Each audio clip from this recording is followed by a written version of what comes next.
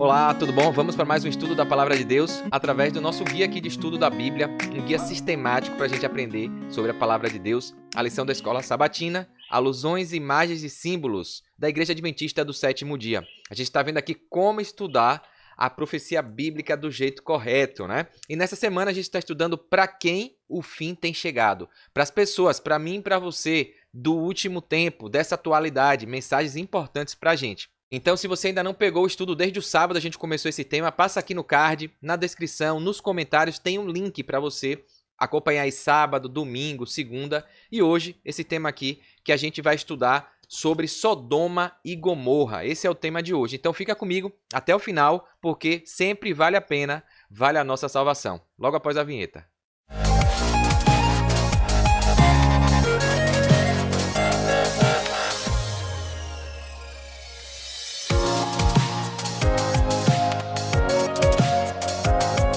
Bacana, vamos lá, né? Então, compartilhando com você a telinha para ficar visualmente melhor, né? Então, terça-feira, dia 3 de junho. A gente tá chegando no finalzinho, faltam 3 lições para acabar o trimestre aí, né? 13º sábado e a gente começar um guia novo, tá bom?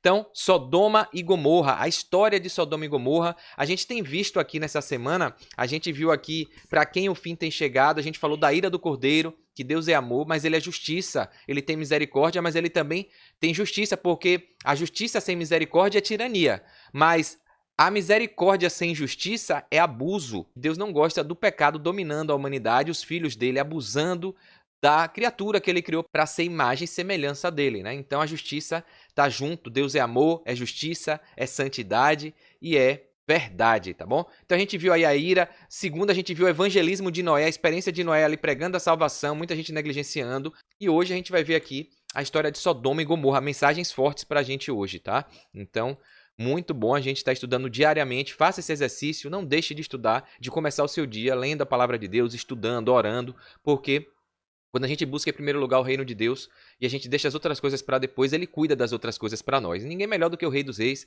dono do ouro e da prata, né? A maior sabedoria, o infinito, o alfa e o ômega para cuidar das nossas coisas, né? Então aqui, a história de Sodoma e Gomorra, o guia começa falando o seguinte, ó, ao descrever os eventos dos últimos dias, Pedro, né, o discípulo de Cristo, se refere a uma história fundamental do Antigo Testamento. A destruição de Sodoma e Gomorra também foi um alerta, uma prova do que acontecerá no tempo do fim, né? Essas cidades da planície ficaram famosas por sua maldade e se tornaram o primeiro exemplo de centros populacionais destruídos pelo fogo do céu. Então a gente vê aí mais alusões do que vai acontecer no Apocalipse. A gente viu o dilúvio, Noé, só que foi com água, tá? E aí Deus botou uma aliança, o arco-íris ali representando o sábado, a gente viu isso aqui, a tranquilidade, a paz, e fez a promessa de que não destruiria mais com água. Entretanto, o Apocalipse fala que vai ser com fogo e enxofre, né? E aqui, Sodoma e Gomorra são as cidades que acabaram tendo, na história do ser humano, nesse planeta, a primeira condenação ali por conta do grau de iniquidade, a maldade, a prostituição, a distorção do que Deus tinha criado, né? Chegou ao patamar, a tampa da panela, digamos assim, Deus falou, não dá, vou ter que destruir. E a gente vai ver isso hoje aqui, né? Então Ellen White coloca o seguinte, ó, os homens não podem impunemente rejeitar as advertências que Deus, em sua misericórdia, lhes envia. No tempo de Noé, uma mensagem do céu foi endereçada ao mundo e a salvação do povo dependia da maneira como a recebesse. Uns aceitaram, morreram, a gente viu na lição de ontem, recapitula aí, tá? Outros aceitaram, né? Mas depois ali, em vez de ficar com Noé, se juntar ali, congregar, ajudar na construção da arca, foram continuar vivendo onde estavam e aí se contaminaram e caíram, fraquejaram. E outros que não aceitaram mesmo, né? Então, rejeitada a advertência, o Espírito de Deus foi retirado da raça pecadora e pereceram nas águas do dilúvio.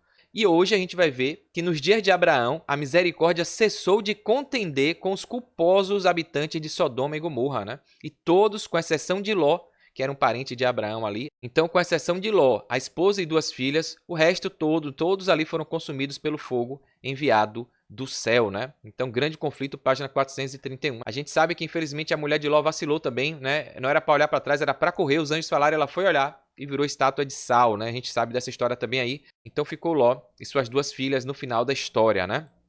Aqui a gente vê uma pergunta, o guia traz uma pergunta aqui pra gente, a pergunta número 4 da semana. Quais condições morais levaram à destruição dessas cidades? e quais paralelos existem com os nossos dias atuais. Então a gente vê que sempre são as mesmas características, né? A Bíblia ratifica, bate o martelo várias vezes e até hoje está assim, e o ser humano negligenciando, o ser humano escolhendo o caminho errado, né? Então aqui 2 Pedro, capítulo 2, dos versos 4 a 11, Judas, versos 5 e 8, que Judas só tem um capítulo, né? Então geralmente as pessoas não botam o número 1 porque é só um. Então, mas Judas, capítulo 1, que só tem ele, o versos 5 a 8.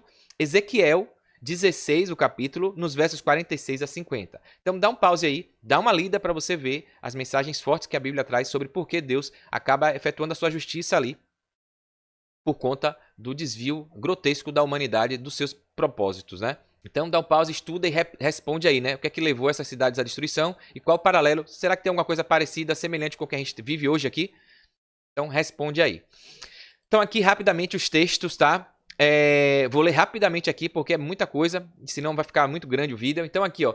Pois Deus não poupou os anjos que pecaram, mas os lançou no inferno, prendendo-os em abismos tenebrosos, a fim de serem reservados para o juízo, né? E aqui é interessante fazer uma pausa, né? Aqui coloca inferno. Tem gente que pega esse texto aqui, distorce para defender coisas antibíblicas, né? Como a existência de um inferno, que as pessoas morrem e já vão para o inferno, outros vão para o seio de Abraão, ficam no purgatório. Então as pessoas pegam textos fora do contexto e interpretam com paganismo, com mitologia, inventam pretextos aí.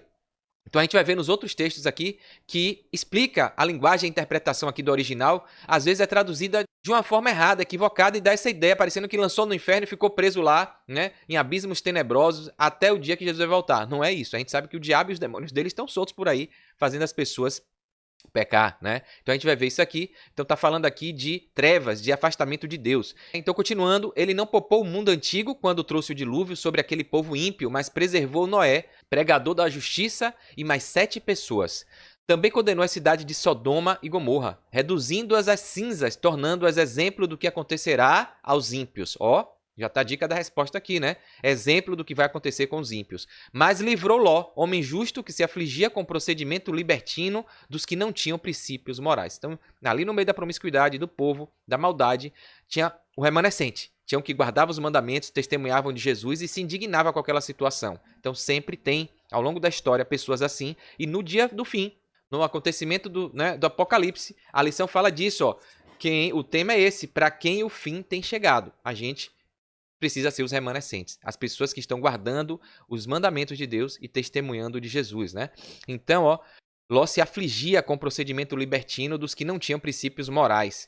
Verso 8, pois vivendo entre eles aquele justo, né? Todos os dias se atormentava em sua alma justa, em sua vida justa. A alma é vida, lembrando de Gênesis 2:7. O ser humano não tem uma alma, ele é uma alma. Então a gente vê aqui a interpretação, quem não entende o fundamento, os conceitos, pode interpretar errado, achando que está falando de uma alma fora de um corpo. Não, aqui está falando que alma é vida. Então Ló se via atormentado, a sua vida justa. Ele vivia um homem íntegro, bom, justo, vivia ali conforme os princípios de Deus. Está falando disso, não é uma alma fora de um corpo, um espírito alma, tá? Então, e aí ele se atormentava por causa das maldades que via e ouvia. Vemos, portanto, que o Senhor sabe livrar os piedosos da provação e mantém em castigo os ímpios para o dia do juízo. Especialmente os que seguem os desejos impuros da carne e desprezam a autoridade. Insolentes e arrogantes, tais homens não têm medo de difamar os seres celestiais. E hoje está assim, muita gente fazendo chacota, né? Com as coisas da igreja, com o povo de Deus, até com Deus, né? Blasfemando e fazendo zombarias, enfim. Judas, capítulo 1, verso 5 a 8, fala o seguinte: embora você já tenha conhecimento de tudo isso, quero lembrá-los de que o Senhor libertou um povo do Egito, mas posteriormente destruiu os que não creram. Então Deus é misericórdia, é amor, mas ele é justiça também. E quanto aos anjos que não conservaram suas posições de autoridade, mas abandonaram sua própria morada no céu, ele os tem guardado em trevas. Olha aqui a diferença. Em vez de inferno, abismo tenebroso, é em trevas, fora da luz de Deus, da glória que eles tinham no céu. Então está aqui nesse mundo caído. Então percebe um pouco aqui com um pouco ali. Então Judas dá clareza, a interpretação de Judas dá uma clareza lá para mostrar que não tem um inferno, um Hades, um seio de Abraão, que não está acorrentado literalmente, né? Então estão presos com correntes eternas para o juízo do grande dia. Aqui a corrente é no sentido de sem salvação, né? Porque eles estavam do lado de Deus, a glória pura ali, viviam com Deus. O que é que eles já viviam ali com Deus, com tudo, tinham a glória total. Decidiram se rebelar, o que é que pode acontecer aqui nessa terra que vão fazer eles se arrepender? Então, né? Então estão amarrados para sempre. Jesus vai destruir o diabo e os seus anjos, né? No grande dia da volta dele com a Nova Jerusalém. E aqui vem, ó, de modos semelhantes a esse, Sodoma e Gomorra e as cidades em redor se entregaram à imoralidade e a relações sexuais antinaturais. Então isso aqui é forte porque tem alguma semelhança com o que a gente vê hoje, né? Imoralidade total, prostituição, né? Ensinando até as crianças ideologias de gênero diversas, né? Relações sexuais antinaturais, estando sob o castigo do fogo eterno, eles servem de exemplo. Então naquela época era isso que a humanidade fazia, vivia e se deleitava, né? Então, da mesma forma, esses sonhadores contaminam o próprio corpo, rejeitam as autoridades e difamam os seres celestiais. Até porque o corpo é templo do Espírito Santo, né? A gente vê isso e o grande perigo é justamente, a gente vai ver aqui o povo de Deus se deixando levar por esses comportamentos, por esses hábitos, né? Então, não é fácil porque os prazeres são muito tentadores, né? Então, a gente vai ver isso aqui no guia de hoje. Ezequiel 16, 46 e 50. E aqui o profeta fala: sua irmã mais velha era Samaria, que vivia ao norte de você com suas filhas. E sua irmã mais nova, que vivia ao sul com suas filhas, também era Sodoma. Então o profeta está falando aqui para o povo de Deus. Olha aqui a mensagem, falando que as cidades vizinhas, né? A nação de Israel estava ali com essas cidades vizinhas, as irmãs, identificando aqui Samaria, Sodoma e Gomorra, né? Você não apenas andou nos caminhos delas, falando para o povo de Deus, vocês não só estão buscando os mesmos caminhos, imitou as práticas repugnantes, mas também em todos os seus caminhos, logo se tornou mais depravada do que elas. Dureza, né? Dizendo que o povo de Deus acabou se contaminando, mas acabou fazendo coisas piores, né? Imagina. Olha que mensagem dura. Juro pela minha vida, a palavra do soberano, o Senhor, sua irmã Sodoma e as filhas dela jamais fizeram o que você e suas filhas têm feito. Falando do povo de Deus. Ora, este foi o pecado de sua irmã Sodoma. Ela e suas filhas eram arrogantes, tinham fartura de comida e viviam despreocupados, não ajudavam os pobres e nem os necessitados. Eram altivas e cometeram práticas repugnantes diante de mim. Por isso eu me desfiz delas, conforme você viu. Então, mensagens fortes aqui. E aqui o professor Gilberto Brasiliano faz uma pergunta, né, mais elaborada, olhando para tudo isso que a gente leu aqui, esses relatos da destruição de Sodoma e Gomorra, quais as condições morais do povo e que semelhança temos hoje daquele povo com a nossa humanidade hoje, a sociedade de hoje, né? Qual o paralelo? Então tá aqui, ó, as pessoas dessas cidades que foram destruídas por conta desses comportamentos dos maus hábitos, chegaram na condição moral irreversível, né, ao ponto de serem destruídas. E o povo de Deus enxergava os pecados dos outros e não via os seus. Assim, se corrompeu mais do que as cidades destruídas. Hoje, existe o mesmo perigo do povo de Deus cair na mesma armadilha de corrupção moral e esfriamento espiritual, né? Forte demais, né? E é o que a gente está vendo, infelizmente, o mundanismo entrando na igreja, vivendo na prática do cristão, né? A gente é cristão e o diabo tentando a gente para cair com esses devaneios, com essas práticas que Deus abomina, né? Então, Deus tenha misericórdia de nós e nos faça, com ele, vencer nessas lutas. A história dessas cidades é uma advertência pesada para as pessoas que servem a Deus no tempo do fim. Não temos mais tempo de brincarmos com o pecado, quando os exemplos mostram que os juízos divinos se cumprirão nessas pessoas da mesma forma que se cumpriu no passado, né? Vamos dar uma olhadinha aqui no guia. Tem aqui, ó, a resposta aqui da pergunta 4. Maldade, imoralidade, relações sexuais antinaturais. Hoje estamos do mesmo jeito. A vida no pecado revela a condição irreversível do coração, né? E a gente viu aqui um pouco da hipocrisia, né? O professa o povo de Deus, muita gente que se diz cristão, aponta o pecado dos outros, fala dos pecados dos outros, mas não enxerga os seus próprios pecados, né? Aqui vem colocando a advertência apresentada às pessoas dos últimos dias por meio do relato de Sodoma e Gomorra é clara. Para mim e para você. Um dia, os ímpios serão destruídos. Apocalipse 20. E quem são os ímpios? O que são as obras? As más obras são justamente a desobediência. Eu conversando com o primo meu, ele não entende. A gente colocando aqui o que são as más obras. É você não fazer aquilo que Deus pediu para você fazer. Para você ser fiel aos mandamentos dele e testemunhar de Jesus. Né? Seus atos, palavras, pensamentos. Tudo isso é a obra que você faz. Deus criou você para honrar e glorificar o nome dele. Ele deixou os 10 mandamentos. O remanescente é quem guarda os mandamentos. Essa é a obra que Deus quer, que se resume em amar a Deus sobre todas as coisas e ao próximo como a gente ama a nós mesmos. Então, é isso que significa obedecer, ter boas obras, né? E quando você não obedece isso, você entra em pecado. E a gente viu que a vida em pecado torna irreversível o coração, né? O pecado é enganoso, pois nos cega para o real estado de nosso coração, escondendo nossas transgressões sobre uma camada de autojustificação. Esse é o perigo. Às vezes a gente acha, o mundo vai entrando tanto e a gente vive nesse tormento, nessa vida aí de ímpios, de narrativas, e que a gente vai se acostumando. Nosso corpo é água, 70% é água. Nosso cérebro, 80% é água. Então a água, ela se molda ao recipiente, né? Ela se adapta onde ela é colocada. E por isso a gente acaba sendo influenciado pela cultura, pelo meio que a gente vive. Por isso que tem aqueles ditados que se junta com porco, farelo come. Dize-me com quem tu andas, que eu te direi quem és. E é comprovado cientificamente que nós somos a média das 5 pessoas que a gente mais convive. Então a gente tem que ter cuidado. Se for para ficar com Deus, a gente precisa abdicar pessoas que estão levando a gente para o fundo do poço, né? Se você quer crescer espiritualmente, você tem que ficar com 5 pessoas que são melhores do que você espiritualmente para você evoluir. Senão você vai ficar com um número baixo na média. Se você é a média das 5, se você quer melhorar financeiramente, tem que estar com pessoas que são melhores do que você para você crescer na média. Então, é um recado muito bem dado.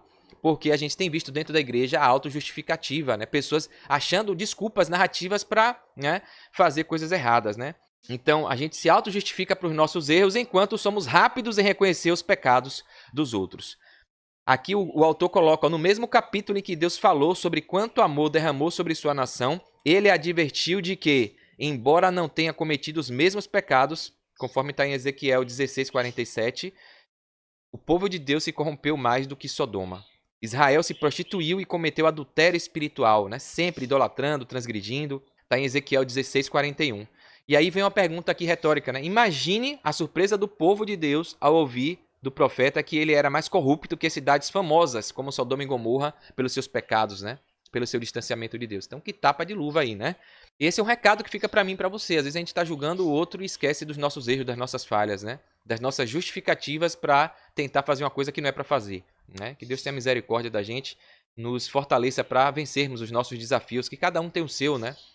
Isso não é novidade, né? De que a gente às vezes esconde os nossos, aponta dos outros e não olha para os nossos, né? Não apenas com o antigo Israel, mas com toda a humanidade. Paulo apresentou uma longa lista de pecados humanos que poderia ter sido escrita com base nos jornais de hoje, como se fosse sair no jornal à tarde aqui na Bahia.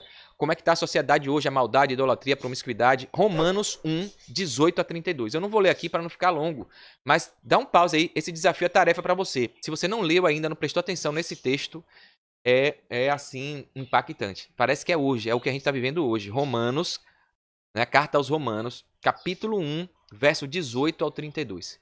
Todas as coisas que o povo fazia naquela época ali, a gente vai ver que é o que está sendo feito hoje e que está se tornando comum, normal. E até cristãos usando desculpas, procurando na Bíblia justificativas para cometer esses comportamentos, esses atos, né? Essa descrição da condição dos gentios não tinha a intenção de criar sentimentos de superioridade entre os judeus, mas levar o povo de Deus a entender a gravidade de seus pecados. Natã fez a mesma coisa quando contou a Davi a história de um homem rico que havia roubado a cordeirinha de um homem pobre. Então, o profeta Natã chegou ali para Davi, né, contou essa história, e Davi, por ser pastor de ovelhas, saber bem gostar, amar as ovelhinhas, quando ele vê a história do homem rico roubando a ovelhinha do homem pobre, ele se enraiveceu, o furor de Davi se acendeu. Está lá em 2 Samuel 12, no verso 5. Porque a injustiça parecia evidente, né? Que absurdo, como é que pode? Só que o profeta estava falando dele e ele não enxergou. Ó. Mesmo assim, Davi só conseguiu se ver na história quando Natã declarou: meu rei, esse homem é você.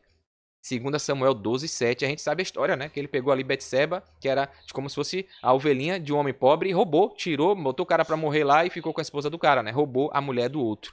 E ainda assassinou. Então, veja que ele estava vendo na historinha, identificou a injustiça, mas não enxergou na vida dele o que ele fez com outras pessoas, né? Então, que a gente possa se alertar para isso aí, né? O que é que a gente tem feito que não agrada a Deus, a gente olha a vida dos outros e esquece da nossa, né? Que a gente possa se arrepender do que a gente tem feito de errado, pedir a Deus forças para não cometer mais, né? A Bíblia não é dirigida principalmente apenas para a sociedade ímpia, né? Como um todo, mas ao povo de Deus. Então a Bíblia está ali porque Deus vem buscar os pecadores, eu e você. A igreja é hospital, eu sempre faço essa analogia, né? Só tem doente, né? Mas a diferença é que são doentes que se enxergam doentes e vão em busca da cura, vão em busca do tratamento. Então, e não pessoas que são saudáveis, né? Porque isso a gente só vai ter com o manto da justiça de Cristo quando ele colocar sobre nós na volta dele, né? Então, quando vemos pecados hediondos descritos em passagens como Apocalipse 13 e 17, isso é uma advertência de que nós também podemos cair nessa armadilha, né? Principalmente nesse desafio que a gente tem hoje de imoralidade sexual. A gente viu aqui de práticas antinaturais. A gente está vendo homem com homem, mulher com mulher, né? Práticas diversas do ser humano procurando justificativas, né? Inclusive, a gente viu aqui a questão de Sodoma, hoje tem a sodomia, a questão do sexo anal, essa coisa toda que muita gente, inclusive, a gente vê cristãos, a gente vê terapeutas hoje falando, dentro de 4 paredes tudo pode, né? E às vezes isso pode estar entrando na igreja e colocando justificativas para a gente praticar atos que não deveriam ser praticados, né? Então, terapia, dentro do que se o casal permite, está ali dentro de 4 paredes, tudo pode. Será? É isso que a Bíblia diz? Então a gente precisa ficar atento para a gente não se deixar levar, se contaminar por falsas narrativas, por ideologias equivocadas que distorcem o que a palavra de Deus coloca aqui. E aqui coloca que a maldade, a violência e a promiscuidade, a imoralidade sexual, né? Então, práticas sexuais antinaturais. Uma coisa que foi feita para outra coisa está sendo usada como prazer, como diversão. Então, a gente precisa entender essa mensagem porque é o que está se pregando hoje aos 4 cantos do mundo, né? Inclusive para crianças, né? Então, a gente precisa ficar alerta porque a sociedade de hoje eu não vejo diferença nenhuma com o que a gente viu aqui de Noé, do tempo de Noé e de Sodoma e Gomorra, né? Então, aqui no auxiliar tem umas coisas interessantes aqui e vale a pena compartilhar também, falando também da visão de misericórdia, de solidariedade que a gente tem que dar, né? Porque o povo está ali, né, pecando, não é para a gente acusar, que a gente também tem os nossos erros, e é para a gente também tentar orar e intervir para que essas pessoas se arrependam, né? Que Deus e o Espírito Santo nos use para sermos luz, sal, assim como Deus chamou o povo de Israel para ser, né? Testemunhar a importância de ser obediente. Então aqui, coloca essa história que Abraão teve a promessa ali através de Isaac de ser, né? Bendita a todas as nações descendentes dele. Só que aqui também em Gênesis a gente vê que essa narrativa bíblica da redenção, da promessa divina, é interrompida por uma discussão divino-humana sobre a presença preocupante do mal e da perversidade. Então Deus chega e fala, tá brabo, tá distante demais do que eu criei para ser, e eu vou destruir todo mundo lá, né? Então Deus chega ali para conversar, para mostrar como ele foi com Noé, ele compartilha a sua preocupação com Abraão, juntamente com seu plano de intervir, de destruir ali Sodoma e Gomorra. O movimento de Deus em direção a seus servos profetas humanos, no tempo de Noé e Abraão, pode ser paralelo a um movimento semelhante ao dos fiéis nos fins dos tempos, né? Os remanescentes. O povo que vai levar essa mensagem, que Deus vai estar ali mostrando e que vai ser responsável por ajudar esse povo que está ali com os comportamentos de iniquidade, né? E é esse povo, nós, remanescentes no tempo do fim, né? É o que o tema está falando aqui, vou trazer aqui de novo, para quem o fim tem chegado, né? Nos últimos dias, esse tempo que a gente está vendo hoje de maldade, iniquidade, imoralidade, então no qual Deus também compartilha com seus servos humanos seu plano de retornar para salvar e julgar a humanidade. Então já aconteceu lá atrás, com o dilúvio, com Sodoma e Gomorra, e vai acontecer de novo, e a gente está recebendo a mensagem. Esse vídeo aqui não é por acaso, o Espírito Santo me tocou para começar a estudar, gravar vídeos, colocar aqui na internet, e você não está assistindo por acaso. Então a mensagem está chegando, e aí você vai ter que tomar a sua decisão, né? A resposta de Abraão à intenção de Deus demonstra a responsabilidade que ele sente por sua geração, e portanto merece nossa atenção.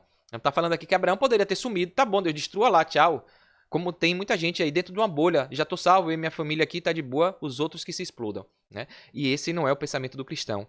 A história de Abraão aqui nesse momento relata que ele se preocupou, né, com o povo ali, com a família dele que estava lá. Então a gente precisa ter esse olhar de compadecimento da geração, né, que vai se perder porque Deus quer salvar a todos e nossa missão aqui é ser luz e alertar.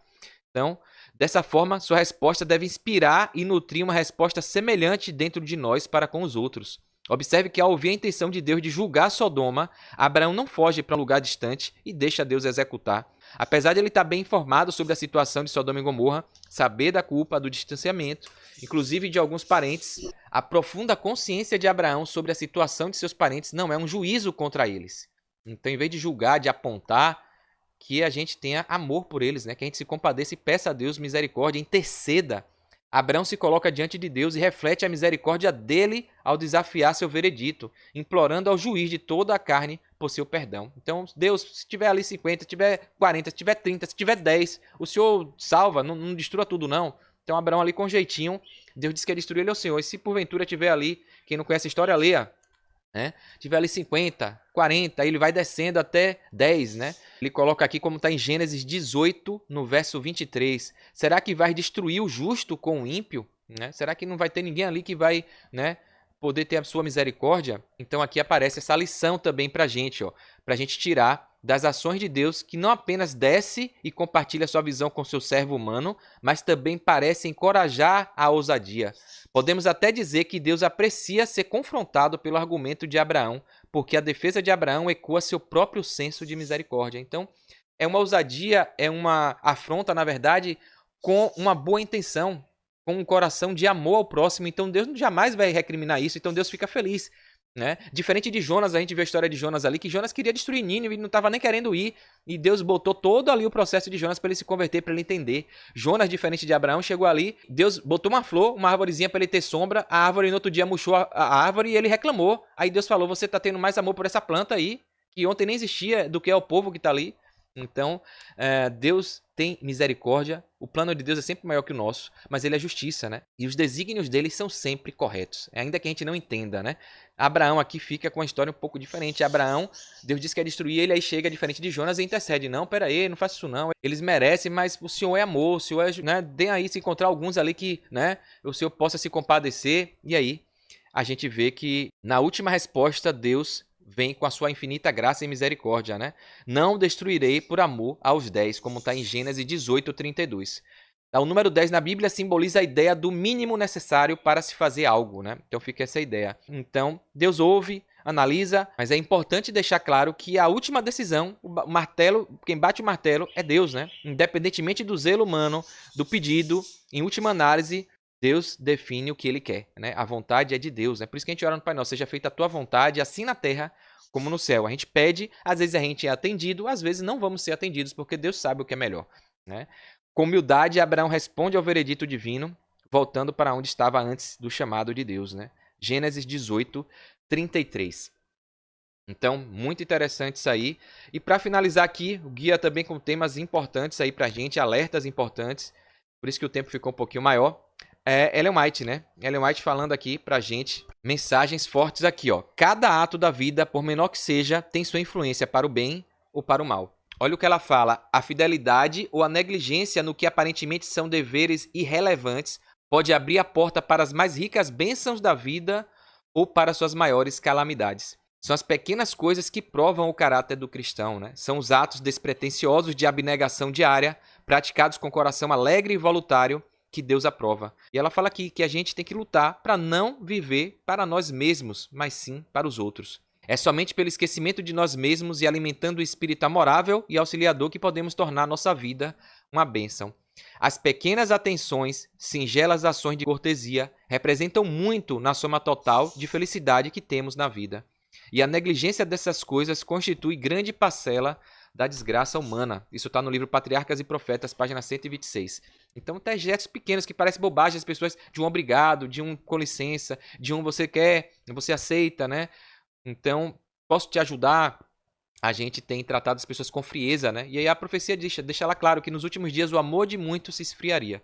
E por que isso? Tá aqui, ela diz, a profeta Ellen White coloca aqui, ó, a compulsiva satisfação dos próprios desejos e a consequente enfermidade e degradação que existiam no tempo do primeiro advento de Cristo vão prevalecer de novo com maior intensidade antes de sua segunda vinda.